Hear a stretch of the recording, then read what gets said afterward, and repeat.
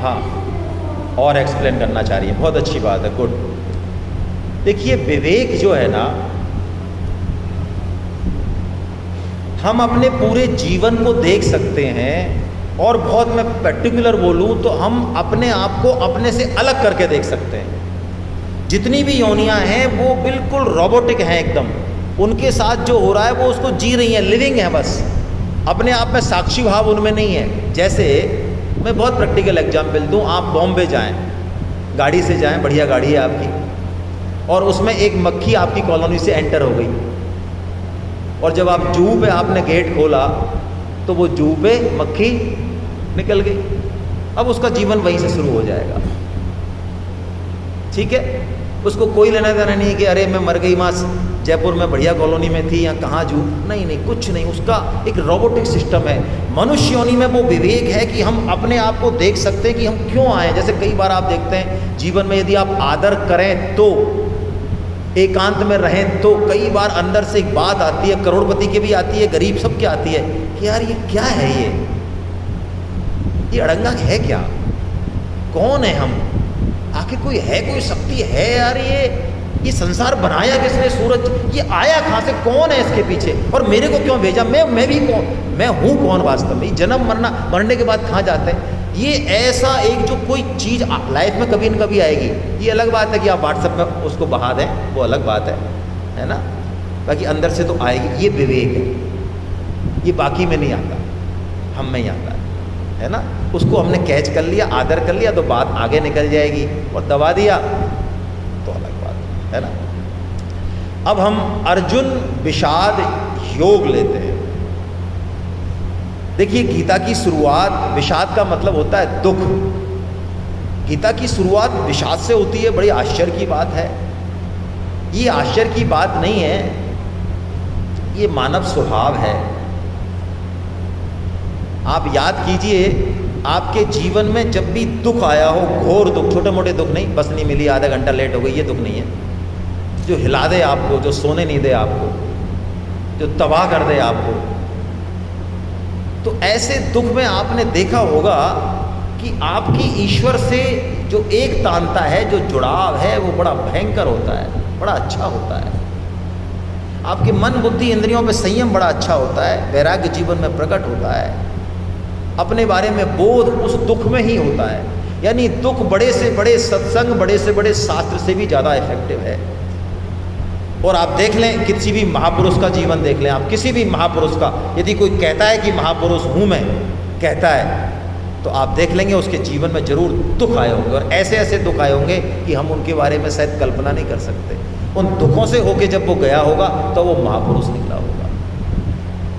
बिना दुख के जागृति विवेक की होती नहीं है। दुख क्या है, मैं आपको निवेदन करता हूँ, भगवान सत्संग भेजते हैं, शास्त्र भेजते हैं, गुरु भेजते हैं, मौका भेजते हैं हमको अच्छे अच्छे, हम उनकी कद्र नहीं करते। ये ऐसा ही है कि आपको 50 mg की गोली दे दी, 100 mg की दे दी, आपके नहीं फर्क पड़ा, इंजेक्शन लगा दिया, उसको भी पचा गए आप, तो फिर डॉक्टर साहब कहाँ ले जाते हैं आपको, ICU में ले जाते हैं। तो दुख क्या है भाई,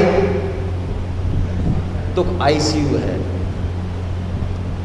यदि हम बिल्कुल नहीं सुनेंगे तो जीवन में दुख आएंगे। क्यों आएंगे, क्योंकि भगवान बहुत प्रेम करते हैं हमसे, यदि नहीं करते तो नहीं आएंगे।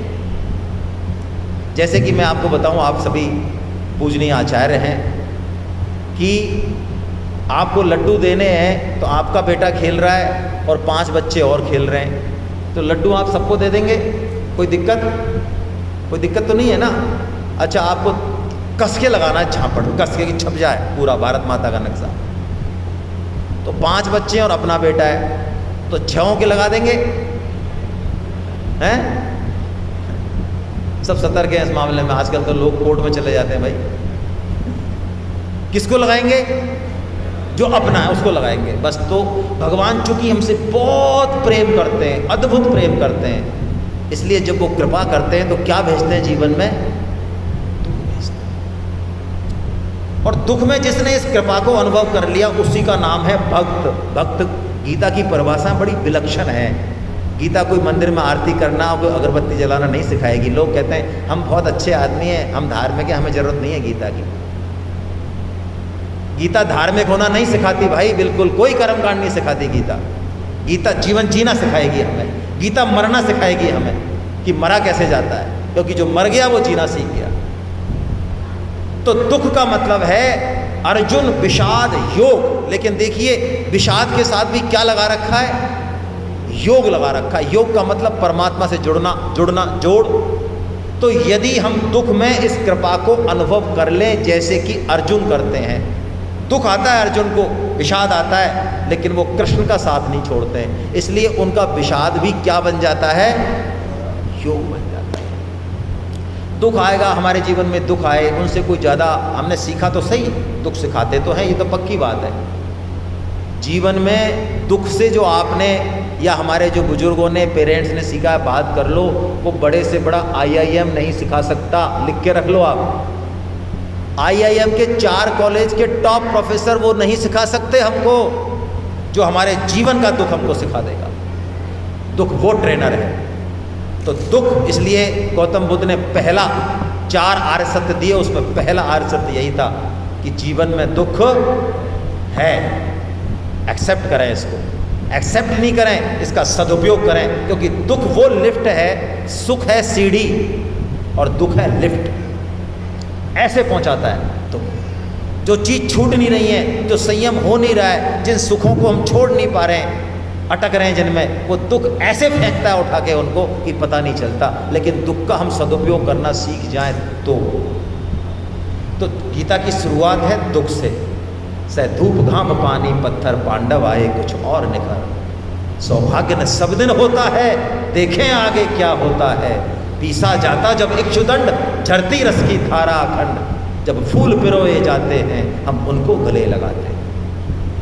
ये पक्की बात है कि यदि आपने संघर्ष नहीं सीखा, अपने आप को पिरोया नहीं, तो पक्की बात है कि पूरा ख़त्म कर दिया आपने अपनी लाइफ को। और मैं एक बात अवश्य कहता हूँ, आजकल के इंटेलिजेंट माँ बापों से, जिनके पास थोड़ा पैसा ज़्यादा है इसलिए कि बच्चे कम हैं, यदि इसी पैसे को 8 बच्चों में बांट दो तो पता लग जाए आपको। तो इंटेलिजेंट माँ बाप बच्चों को फूलों की सेज पे सुलाना बंद करें। बहुत स्पष्ट कह रहा हूँ, मैं रिपीट कर रहा हूँ अपनी बात को। इंटेलिजेंट टाइप के माँ बाप अपने बच्चों को ब्रांडेड चीज़ों में और फूलों की सेज पे सुलाना बंद करें, हत्या नहीं करें उनकी। मैं हत्या शब्द बोल रहा हूँ। यदि आपने उनको संघर्ष में नहीं डाला, चलना नहीं सिखाया, कोसेंगे आपको। और समय चूक है का वर्षा जब कृषि सुखाने, समय चूक फिर का पछताने। यही समय है जब आप दे सकते हैं। आप सोचें कि मैं 10 साल बाद इसको कर दूंगा, संभव नहीं है भाई। तो दुख की उपयोगिता समझें। गीता शुरू ही इससे होती है। और पहला श्लोक गीता का वो धृतराष्ट्र बोलते हैं। धृतराष्ट्र कौन है? महाभारत युद्ध होने में जड़ है, महाभारत की जड़ है धृतराष्ट्र। दुर्योधन नहीं है जड़। कौन है? और धृतराष्ट्र का मायने क्या होते हैं? धृतम राष्ट्रम ये न धृतराष्ट्र। यदि हम दूसरे का हक छीन रहे हैं, या बहुत स्पष्ट शब्दों में कहूँ मैं आपके लिए जामडोली के संदर्भ में, जो हमसे अपेक्षित है समाज को, बच्चों को, देश को, परिवार को, यदि हम वो नहीं दे रहे तो हम धृतराष्ट्र हैं। गीता में जो भी बात कही जाए, प्लीज मेरा निवेदन है, उस धृतराष्ट्र को सामने वाले में मत देखना, उस धृतराष्ट्र को यहाँ देखना। सामने वाले में तो धृतराष्ट्र आपको बिल्कुल बढ़िया तरीके से दिखेगा, बिना चश्मे के ही। तो बिल्कुल सही कह रहे हो भाई साहब, आपने अभी अभी जो कहा ये ऐसे ही है। बिल्कुल घर में भी दिख जाएगा। हाँ, घर में भी दिख जाएगा, जो 24 घंटा खोपड़ी पे रहता है आपकी पे, उसमें भी दिख जाएगा। उसमें देखना बड़ी बात नहीं है। किस में देखना है? धृतराष्ट्र खुद में देखना है। तो कौन है धृतराष्ट्र? जो दूसरे को उसका हक नहीं देना चाहता, जो अपना कर्तव्य कर्म ठीक से करना नहीं चाहता, बस अधिकार ही अधिकार चाहिए। खाऊं खाऊं खाऊं खाऊं खाऊं खाऊं। मेरा जो अधिकार है वो आपका कर्तव्य है, और आपका जो अधिकार है वो मेरा, आपका जो अधिकार है वो मेरा कर्तव्य है। यदि आपको यहाँ पे क्लास लेनी है और ये साफ़ सुथरा होना चाहिए, और मैं यहाँ पे स्वीपर हूँ, तो मेरा एक कर्तव्य है कि मैं इसको ढंग से पोंछा लगाऊँ, इसका पूरे का साफ़ करूँ, और वो भी राइट टाइम पे करूँ। तो मैं करूँगा तो आपका अधिकार पूरा होगा, क्योंकि मैंने कर्तव्य किया। अब कर्तव्य तो कोई करे ना, और अधिकार सबको चाहिए, कहाँ से आएगा भाई?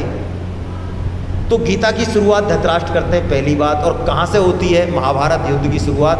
वो आप श्लोक पढ़िए, तो इस श्लोक में थोड़ा विवेचन करते हैं हम। आइए, श्लोक जरूर पढ़िए, संस्कृत को पढ़ना चाहिए। आप सब पूजनीय हैं, इंटेलेक्चुअल हैं, संस्कृत भाषा देववाणी है। यदि आप इसको पढ़ते हैं तो आपके मन, बुद्धि, इंद्रियों और शरीर में अप्रत्याशित सुधार करेगी ये। मैं फिर बोल रहा हूँ, अप्रत्याशित सुधार करेगी। आइए पढ़ते हैं। धर्म क्षेत्रे कुरुक्षेत्रे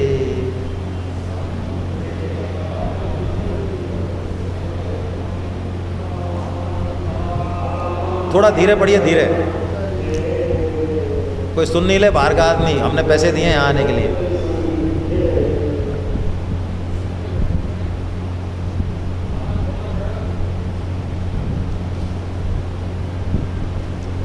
देखिए, गीता कोई पूजा का ग्रंथ नहीं है भाई, लाल कपड़े में लपेटने का ग्रंथ नहीं है। लोगों से कहते हैं भाई गीता पढ़ो,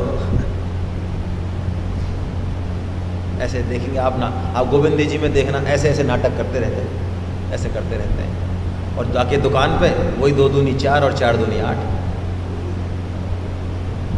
गीता को भी इतना जो है, हाँ भाई साहब, बिल्कुल है हमारे गीता।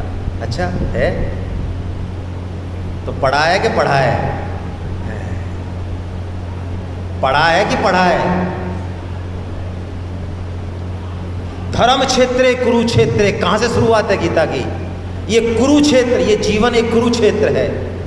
आज हमको स्कूल भी आना है तो 4 बजे उठना पड़ता है माता बहनों को, 50 काम है, 50 कामों को करते हुए और टाइम पे पहुंचना, यहाँ पे जाना, फिर वापस जाना। ये जीवन शुरू से लेके एंड तक क्या कुरुक्षेत्र नहीं है? एक दिन इस कुरुक्षेत्र को धर्म क्षेत्र कैसे बनाया जाए? लोग कहते हैं साहब हम गीता नहीं पढ़ेंगे, हमारे पास बिल्कुल समय नहीं है, तुम्हारी कसम। हम कोई मंदिर नहीं जाना चाहते, हम कोई माला नहीं करना चाहते, हम कोई कुछ भी नहीं करना है। आप खाना तो चाहते हैं, भोजन तो करना चाहते हैं, हाँ वो हम 4 बार करते हैं, हाँ तो उसी से काम हो जाए तो बोलो। आप बिजनेस तो करते हैं, आप नौकरी तो करते हैं, बोलो उसी में गीता का तड़का लगा दो और काम हो जाए तो हाँ ये जोरदार है। हाँ तो यही है गीता भाई, आम के आम और गुठलियों के, यही है गीता। एक मंत्र नहीं मिलेगा आपको जो बताए कि अगरबत्ती कैसे जलती है और कैसे बजती है, घंटा कैसे बजता है, कुछ नहीं है गीता में ऐसा। एक सिंगल श्लोक नहीं है कर्मकांड को लेकर। उद्घोष देखिए गीता का, धर्म क्षेत्रे कुरुक्षेत्रे। इस कुरुक्षेत्र को हम धर्म क्षेत्र कैसे बनाएं? और धर्म का मतलब गीता में बहुत स्पष्ट है, कोई बड़ी बात नहीं है। धर्म का मतलब क्या है भाई? धर्म का मतलब है कर्तव्य कर्म। हमारा जो कर्तव्य कर्म है वही हमारा धर्म है। कर्तव्य कर्म कैसे डिसाइड होगा? अच्छा अभी आप क्या मानते हैं अपने आप को? टीचर मानते हैं, हो गया डिसाइड। अभी क्या मानते हैं? बेटी मान रहे हैं, हो गया डिसाइड। अभी क्या मानते हैं? माँ, हो गया डिसाइड। अभी कौन है? देशवासी है, भारतवासी, हो गया डिसाइड। जिस समय जो हमारी अहमता में है, परिस्थिति के अनुसार जो हम हैं, स्त्री है, पुरुष हैं, पिता हैं, पुत्र हैं, क्या है, वही हमारा कर्तव्य कर्म डिसाइड हो जाएगा। और वो कर्तव्य कर्म हम कर दें, हमने धर्म का पालन कर लिया। गीता हमसे कुछ नहीं चाहती, लेकिन वो कैसे करें, किस भाव से करें, किस टेक्निक से करें, वो गीता हमको बताने वाली है। गीता का उद्घोष हो गया, ये ट्रैक है गीता का, लाइन ऑफ एक्शन यही है गीता की, धर्म क्षेत्रे कुरुक्षेत्रे। और ये शब्द किससे कहलवाए? धृतराष्ट्र से कहलवाए। लेकिन धृतराष्ट्र वो है जो मन में बहुत कुछ पाल के बैठा है, और आप जानते ही हैं कि इश्क और मुश्क छिपाए। हमारा यदि भाव शुद्ध होगा वो भी पता चल जाता है लोगों को, और हम ऊपर से कितनी मीठी बात करें, यदि हमारा भाव अशुद्ध होगा वो भी पता चलता है।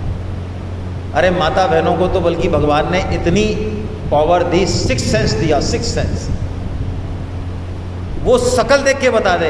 यदि किसी व्यक्ति के साथ वो 5 मिनट रह ले या 2 मिनट भी रह ले, वो कुछ करे मत भले ही उसका, लेकिन उसको देख के बता दे कि ये आदमी आउट, इसको आउट करो, ये ठीक नहीं है आदमी। बोलो, इतना उनको पावर दी है भगवान ने, एक्स्ट्रा पावर दी है, एक्स्ट्रा अंदर घुसने की, मन को रीड कर लेती है, वो भगवान ने दिया उनको। तो धृतराष्ट्र के अंदर क्या है ये उसके बोल से पता लग जाता है। वो क्या बोल रहा है? वो बोल रहा है संजय को, माम का पांडवाश्चैव। वो कहता है मेरे पुत्रों ने और पांडु पुत्रों ने। क्या पांडु पुत्र उसके नहीं है? धृतराष्ट्र को रोटी किसने दी भैया? हेलो, अरे महाभारत पढ़ी है आप में से कितने लोगों ने पढ़ी है महाभारत? महाभारत ग्रंथ को पूरा किसने पढ़ा है?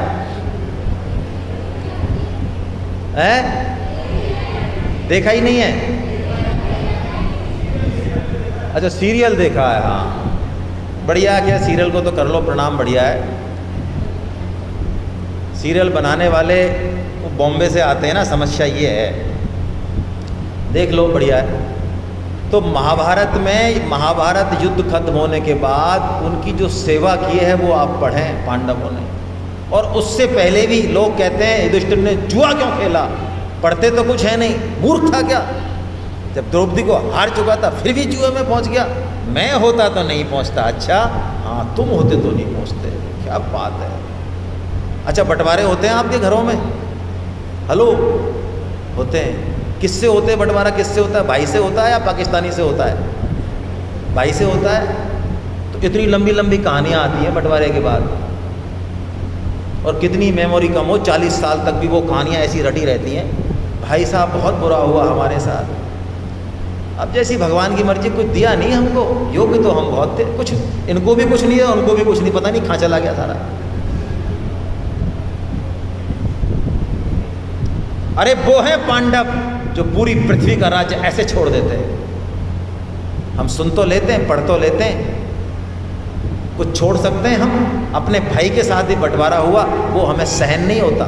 ये औकात है हमारी। क्या हुआ होगा? 40 मिल गया होगा। अरे छोड़ो, 25% मिल गया होगा। चलो 75 चला गया होगा उधर, बोलो क्या दिक्कत हो गई?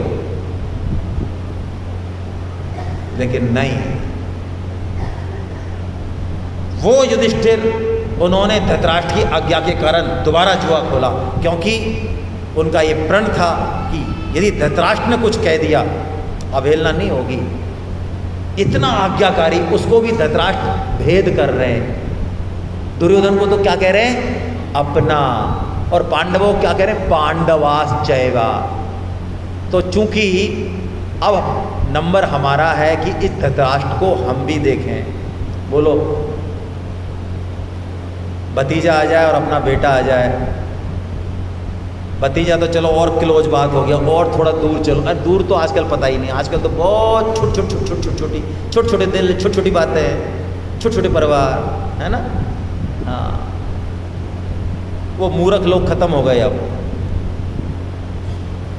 जो मरा करते थे दूसरों के लिए, जिया करते थे दूसरों के लिए, क्योंकि उन मूर्खों को पता था कि इनके सुख में मेरा सुख छिपा है।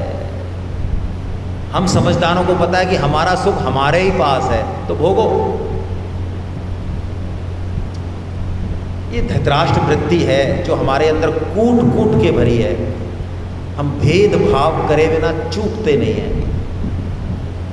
और यदि धृतराष्ट्र वृत्ति होगी तो महाभारत होगा जीवन में। संभव नहीं है सुख और शांति, चाहे हम कितने ही शुभ कर्म कर लें। हेलो, शुभ कर्म हम पढ़ेंगे इसको, पाप और पुण्य का खाता अलग है।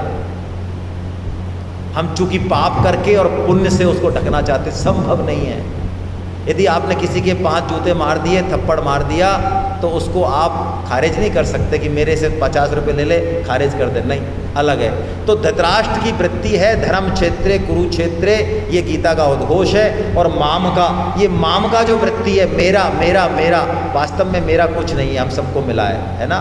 अब देखें क्या सीन चल रहा है। युद्ध की तैयारियां हो गई हैं और दुर्योधन द्रोणाचार्य के पास जा रहा है, और दुर्योधन ये कह रहा है, दुर्योधन के पक्ष में 11 अक्षौणी सेना है और पांडवों के पक्ष में 7 अक्षौणी सेना। उसके बाद भी दुर्योधन की हालत देख लो, क्या कह रहा है?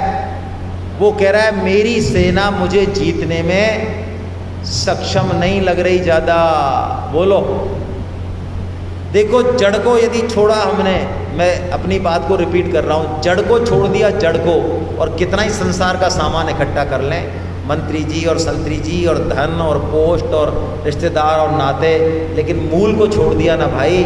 संसार का बल कच्चा रहता है और भगवान का बल सच्चा रहता है। कितना भी हो जाए टिकेगा नहीं। दुर्योधन की भी यही हालत है। लेकिन पांडव कौन है और दुर्योधन कौन है, अब ये इस पे चर्चा की जाए और उसको भी हमको अंदर ही देखना है। दुर्योधन ने अपनी सेना का वर्णन किया और पांडवों की सेना का वर्णन किया, लेकिन आप श्लोक उठा के देख लेना 1 से 15 तक 14 तक दुर्योधन को कहीं भी श्री कृष्ण नहीं दिखे। हेलो, हम भी बड़े बड़े डिसीजन ले लेंगे, तीर्थ हो जाएंगे, यज्ञ कर लेंगे, तब कर लेंगे, हमें भी श्री कृष्ण की ज़्यादा ज़रूरत है नहीं। लोगों को ही ज़रूरत है, हमको ले जाएंगे तो बोल देंगे राम नाम सत्य, वही बोल लेंगे, हमें क्या करना है। हमारा काम बिना राम के आराम से चल रहा है। ये कौन है? ये जो बैठा है, जो ऐसा सोच रहा है, जो ऐसा करा रहा है लाइफ में, यदि वो कौन है? वो दुर्योधन है। और दुर्योधन कुछ भी इकट्ठा कर लेगा, पतन निश्चित है। और पांडव कौन है भाई? भगवान श्री कृष्ण पांडव सेना में किस पद पे है भाई? सारथी। आज की भाषा में बोलो तो ड्राइवर। ड्राइवर ही तो है। तो बताओ, दीप प्रज्वलन हम जो है अपना जो ड्राइवर लाएं उससे करा लें, चीफ गेस्ट उसको बना दें, ड्राइवर को बनाएंगे? नहीं बनाएंगे भाई, क्यों बनाएंगे? लेकिन श्री कृष्ण चाहे ड्राइवर हो, चाहे किसी भी रूप में हो, वो श्री कृष्ण ही हैं। वो पूर्ण परात्पर पुरुषोत्तम भगवान है। पांडव ये जानते हैं, इसलिए पहला शंख पांडव सेना से कौन बजाते हैं? श्री कृष्ण बजाते हैं। ये जो हर चीज भगवान को अर्पित, सबसे पहले टॉप प्रायोरिटी पे जिसके जीवन में भगवान है। काम सब करने, काम पीछे नहीं हटना है, लेकिन टॉप प्रायोरिटी पे भगवान है। सबसे पहले भोग उनको लगाते हैं, नए कपड़े लाते हैं तो उनकी याद करते हैं, हर काम सुबह उठते ही हम उनको बोलते हैं। यानी जीवन में हमारे में कृष्ण केंद्र में है। यदि यही पांडव बना है तो फिर जीवन में मधुर संगीत बजेगा, अलग ही संगीत बजेगा। वो पांचजन्य जो यहाँ बज रहा है वो हमारे जीवन में भी बजेगा। पांचजन्यम ऋषिकेशो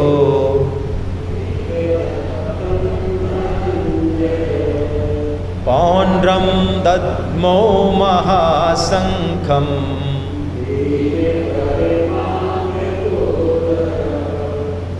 पांचजन्यम ऋषिकेशम। ऋषिकेश के दो मतलब हैं।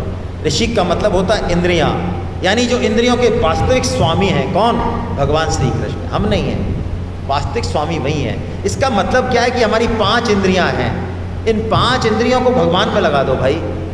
व्हाट्सअप देखना है तो देख लो, ऐसे देखो जैसे कि बिल्कुल कोई दौड़ते हुए जा रहे हैं। क्या पेपर भी पढ़ना है तो पढ़ लो, लेकिन कैसे पढ़ो? बस लिमिट कर दो बिल्कुल अपने आप को। 5 मिनट्स खत्म, 15 मिनट कर दो, 5 पे ले आओ, 2 पे ले आओ, बस खत्म, हटाओ। फिर कचरे को क्या करना है? इन इंद्रियों को आँख कान नाक खाना पीना जो भी इंद्रियां हैं सबको भगवान में लगाना है। अब हम भोजन नहीं करेंगे आज से, हम ये मानेंगे कि भगवान को प्रसाद लगाए, हम प्रसाद पा रहे हैं। हम बोलेंगे भगवान का नाम बोलें, जय श्री राम बोलें, जय श्री कृष्णा बोलें, हरे कृष्णा बोलें। क्या है, मत बोलें, नहीं बोलें तो बाकी लोग हंसें तो हंसें। हाँ, हंसने दो ना। आज हमारी मूर्खताओं के कारण ये ज़्यादा है तो हंस रहे हैं।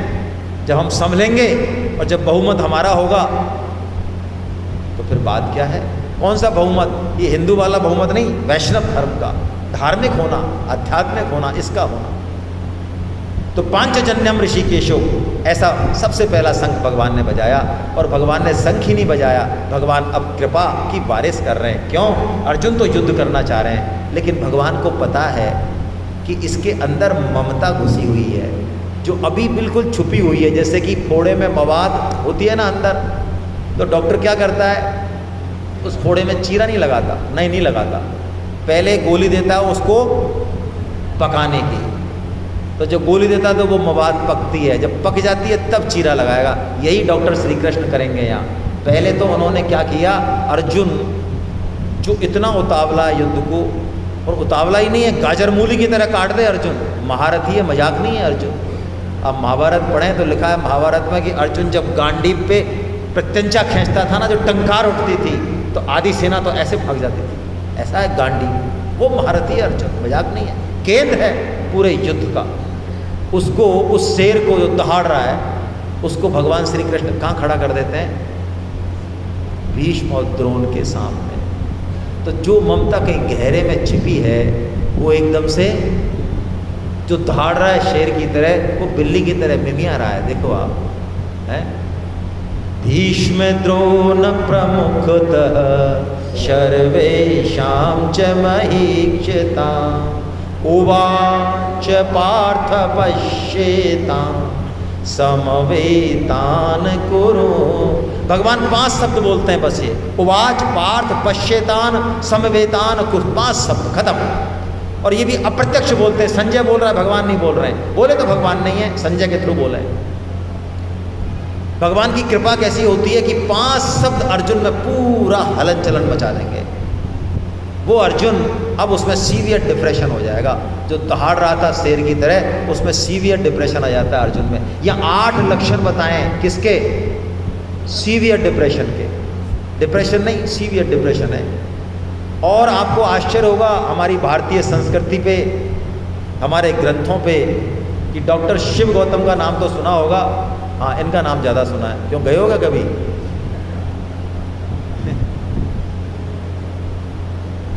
किसी को लेके गए होंगे, ऐसा मान लो।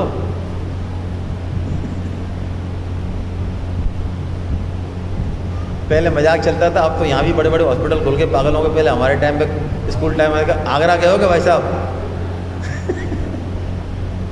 तो डॉक्टर शिव गौतम पे ज़्यादा भैया आपने। डॉक्टर शिव गौतम एक 3 महीने का स्पेशल कोर्स करने यूरोप गए साइकेट्री पे। तो क्योंकि वो गीता पढ़ते हैं, तो उन्होंने कहा मैं दंग रह गया कि यूरोप में जो टॉप क्लास का कोर्स है साइकेट्री में, टॉप क्लास का, वर्ल्ड लेवल का, उसमें सीवियर डिप्रेशन को जो हमको पढ़ाया, उसको 8 कैटेगरी में उन्होंने बांट रखा है, 8 लक्षणों में। और वो 8 लक्षण गीता में हूबहू हैं। क्या बात है, बोलो। यानी ये 8 लक्षण यदि किसी में दिखते हैं, हम टीचर हैं, हमारी जिम्मेदारी बहुत ज़्यादा है, घर में हैं तो, बाहर हैं तो, स्कूल में हैं, ये 8 लक्षण यदि किसी में दिखते हैं, क्योंकि इस पे थोड़ा सा बोलना चाहिए। आत्महत्या यकायक नहीं होती। आत्महत्या करने वाला पहले आपको वार्निंग देगा। ये अलग बात है कि हम उसकी वार्निंग को सुन नहीं पाते हैं, समझ नहीं पाते। जरूर देता है वो वार्निंग। ये 8 लक्षणों से हम पकड़ सकते हैं कि कुछ न कुछ खतरा हो सकता है, यदि हम 8 लक्षणों को ठीक से देखें।